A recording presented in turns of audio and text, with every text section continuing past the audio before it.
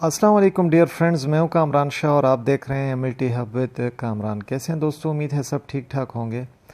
दोस्तों, आज एक बहुत आम टॉपिक मैं आप लोगों के लिए लेकर आया हूं जो कि बहुत ज़्यादा कॉमन है और आए रोज़ हर किसी बंदे को ये प्रॉब्लम्स होते रहते हैं, या 10 में से या 5 में से एक बंदे को तो ज़रूर ये प्रॉब्लम होते हैं, और ये कंडीशन है एफ्थस अल्सर। तो दोस्तों, आज इसे हम डिस्कस करेंगे एफ्थस अल्सर को।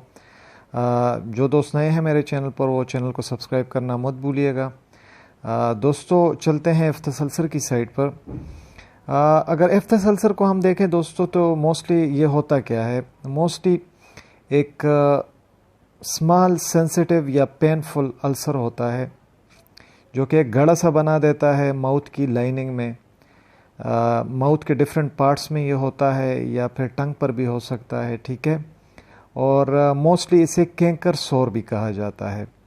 तो अगर यहाँ पर आप देखें पिक्चर में, तो ये हमारे पास एफ्थस अल्सर है, या इसे कैंकर सोर कहा जाता है, जो कि बहुत पेनफुल होता है अगर इसे इरिटेट किया जाए, ठीक है। और इसके साथ साथ ज़ुबान पर भी आप देख सकते हैं, टंग के एरिया पर, कि ये एफ्थस अल्सर जो है ये मौजूद है। इसके अलावा दोस्तों, अगर एफ्थस अल्सर को देखा जाए तो ये प्रॉब्लम बहुत ज़्यादा कॉमन है, और स्पेशली माउथ के एरिया में। और 20% पॉपुलेशन ऐसी है वर्ल्ड वाइड, तकरीबन 1 in 5 पीपल, हर 5 में से एक बंदा, जिससे ये प्रॉब्लम होती है कि उसे एफ्थस अल्सर होता है, ठीक है। और मोस्टली नॉर्मली 10 to 14 डेज तक ये होता है, और फिर ख़ुद ब खुद कोई निशान छोड़े बग़ैर ये प्रॉब्लम जो होती है ये ठीक हो जाती है। तो यहाँ पर भी आप देख रहे हैं डिफरेंट एरियाज़ में माउथ के जो है ये एफ्थस अल्सर जो है ये होता है, ठीक है। और 10 to 14 डेज़ में ख़ुद ब खुद जो है ये रिकवर हो जाता है, ठीक है। सिम्टम्स पर अगर हम आए एफ्थस अल्सर के दोस्तों, तो बहुत ज़्यादा पेनफुल होता है ये अल्सर, ठीक है। लेकिन उस टाइम पर जब इसे इरिटेट किया जाए during eating certain types of food such as citrus fruit, अगर कुछ ऐसे ग़िज़ा है जो ज़्यादा तुर्श है, ठीक है, तो उसकी वजह से अक्सर औक़ात इरिटेशन हो जाती है, और जिसकी वजह से जो अल्सर है उसमें बहुत ज़्यादा पेन होता है, ठीक है फ्रेंड्स। तो मोस्टली सिम्टम में इसके यही इंक्लूड है कि जो कंडीशन है वो थोड़ी पेनफुल होती है। काजेज़ पर अगर हम आएँ फ्रेंड्स, तो जो मेन काज है वो है minor injury to your mouth. Injury किसी भी वजह से हो सकती है, ड्यूरिंग जब हम आरसीटी का प्रोसीजर करते हैं, या कोई दांत वगैरह की एक्सट्रैक्शन करते हैं, ठीक है, या कोई और चीज़ चुभ जाती है मुंह में, ठीक है। तो इंजरी की वजह से भी जो एफ्थस अल्सर है वो हो सकता है। फ्रेंड्स, कुछ टूथपेस्ट्स हैं और माउथ रेंसेज हैं जो दांतों को साफ़ करने के लिए हम यूज़ करते हैं, और अगर उसमें सोडियम लोरेल सल्फेट हो तो इसकी वजह से भी अक्सर ये हो जाता है। और सोडियम लोरेल सल्फेट जो है ये मोस्टली आप इसे कह लें कि ये डिटर्जेंट है, शैम्पूज़ में, सोप्स में ज़्यादातर ये यूज़ होता है, और इसका मेन मकसद ये होता है कि क्लीनिंग के लिए यूज़ होता है। क्लीनिंग एजेंट है, ये आयोनिक डिटर्जेंट है, ठीक है। लेकिन इसकी वजह से भी अक्सर ये एफ्थस अल्सर जो है कुछ टूथपेस्ट वगैरह में, माउथ रेंसेज में यूज़ होता है, तो उससे हो जाता है।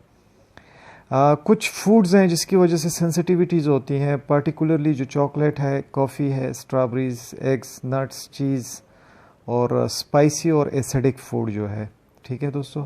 तो एसिडिक फूड हमारे पास मोस्टली ये जो ग्रेन्स हो गए, शुगर हो गया, कुछ डेयरी प्रोडक्ट्स हैं, फ़िश हो गया, सोडाज़ हो गए, या हाई प्रोटीन फूड्स या सप्लीमेंट्स जो हो गए, इनकी वजह से, इनके इस्तेमाल करने की वजह से भी अक्सर लोगों में एफ्थस अल्सर जो है ये हो जाता है।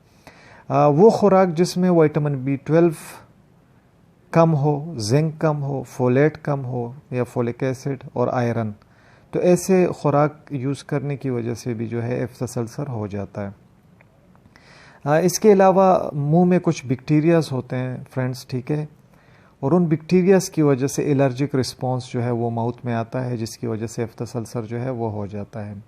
Helicobacter pylori friends, H. Pylori, और ये वो ही बैक्टीरिया है जिससे पेप्टिक अल्सर जो है वो बहुत कॉमन होता है और कैंसर भी इससे होता है और मोस्टली ये स्टमक में रिजाइड करता है।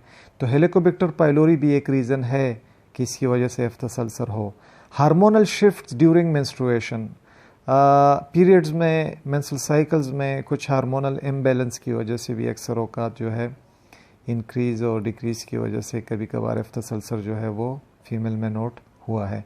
इमोशनल स्ट्रेस, जज्बाती दबाव, वो किसी भी वजह से हो सकता है, एग्ज़ाम्स की वजह से भी हो सकता है, फाइनेंशियल प्रॉब्लम भी हो सकती है, कोई और प्रॉब्लम भी हो सकती है जो कि एक दबाव प्रोड्यूस करे आपके जहन पर, आपके दिमाग पर। तो इमोशनल स्ट्रेस जो है वो भी इस चीज़ में इन्वॉल्व है। मोस्टली कुछ डिजीज़ हैं जो कि इन्वॉल्व हैं एफ्थस अल्सर को प्रोड्यूस करने में। वो डिज़ीज़ है सीलिएक डिज़ीज़। और फ्रेंड्स, सीलिएक डिज़ीज़ जो है ये एक इम्यून डिज़ीज़ है। स्मॉल इंटेस्टाइन इसमें डैमेज होता है सीलिएक डिज़ीज़ में, और ज़्यादातर जो रिस्पॉन्स आता है इस डिज़ीज़ में वो ग्लूटेन के अगेंस्ट आता है। वो ग़िज़ाएँ जिसमें ग्लूटेन हो, ग्लूटेन एक प्रोटीन है, मोस्टली ये गंदम में, वीट में और बारले जो है उसमें आमतौर पर पाया जाता है। तो ये लोग जैसे ही ग्लूटेन खाते हैं तो इसके अगेंस्ट इम्यून रिस्पॉन्स आता है और इंटेस्टाइनल डैमेज बहुत ज़्यादा होता है ऐसे लोगों में। इन्फ्लामेटरी बाउल सिंड्रोम है, IBS इसे कहा जाता है फ्रेंड्स, और ये क्रॉनिक इन्फेक्शन है डाइजेस्टिव ट्रैक का, अल्सरेटिव कोलाइटिस, ठीक है, तो इसमें भी होता है। इसके अलावा बेचेट डिजीज़ है हमारे पास, और बेचेट डिजीज़ जो है फ्रेंड्स हमारे पास, तो ये थ्रू आउट दी बॉडी, पूरे बॉडी में ब्लड वेसल्स की इन्फ्लामेशन हो जाती है इसकी वजह से, जिसे बेचेट डिजीज़ कहा जाता है। डिफरेंट पार्ट्स हैं बॉडी के जो इसमें इन्वॉल्व हो जाते हैं, तो इसमें भी एफ्थस अल्सर होता है। और अक्सर औकात फॉल्टी इम्यून सिस्टम की वजह से कि वो आपके हेल्थी सेल्स को मुंह के अंदर जो है वो टारगेट करना शुरू कर दे, अटैक करना शुरू कर दे, पैथोजन को छोड़कर, माइक्रो ऑर्गेनिज्म को छोड़कर, फॉर एग्जांपल वायरसेस या बैक्टीरिया को छोड़कर वो अपने ही माउथ के जो सेल्स होते हैं उसे अटैक करना शुरू कर देता है।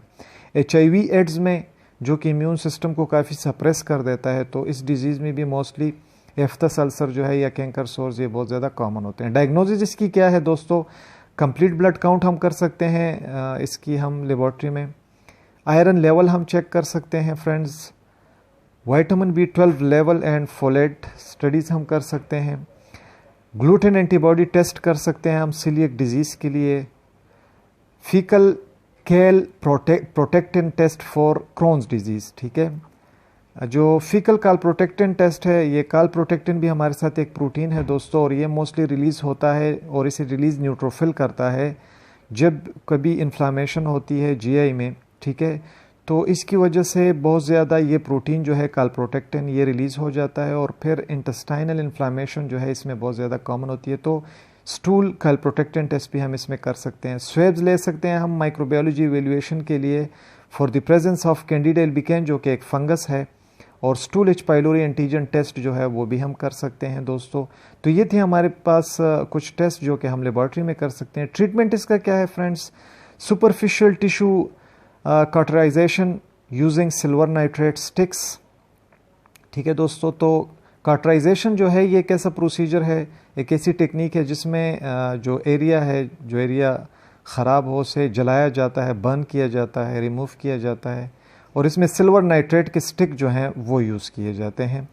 लोकल एनेस्थेटिक हम यूज़ कर सकते हैं बेंजोकेन और लिग्नोकेन, ठीक है, जो कि पेन को रिड्यूस करने के लिए हेल्पफुल होते हैं। मेडिकेटेड टूथपेस्ट हम यूज़ कर सकते हैं मोस्टली, ठीक है, लेकिन इन टूथपेस्ट में सोडियम लॉरेट सल्फेट जो है ये नहीं होना चाहिए क्योंकि वो इरिटेशन काज करता है। एंटीबैक्टीरियल माउथ वॉशेज़ हम यूज़ कर सकते हैं टू रिड्यूस सेकेंडरी इन्फेक्शन, ठीक है, क्योंकि ज़ख़म मुंह में बनेगा, ओपन एरिया होता है, मुंह में बैक्टीरियाज होते हैं, नॉर्मल फ्लोरा होता है, तो उसके थ्रू इन्फेक्शन जो है वो सेकेंडरी हो सकते हैं। ऐसे फूड को अवॉइड करेंगे जो ट्रिगर करता है अल्सर्स को। डाइटरी सप्लीमेंट्स और वाइटामिन्स और मिनरल्स जो हैं जिस डाइट में नहीं होंगे, तो ऐसी डाइट हम लेंगे जिसमें ये वाइटामिन्स और मिनरल्स हों, तो फिर ये कंडीशंस जो हैं ये हम रिड्यूस कर सकते हैं। रिडक्शन इन स्ट्रेस, जो स्ट्रेस है उसे कंट्रोल करना है ताकि जो एफ्थस अल्सर्स हैं वो ना बने। तो दोस्तों ये था हमारे पास एफ्थस अल्सर। उम्मीद है आप लोग को समझ आया होगा, सीखा होगा आप लोगों ने इस वीडियो से। तो दोस्तों अगर आप लोग को ये वीडियो अच्छी लगी हो तो वीडियो को लाइक करना मत भूलिएगा, और दोस्तों के साथ भी शेयर करिएगा। थैंक यू सो मच दोस्तों, अपना ढेर सारा ख्याल रखिएगा। अल्लाह।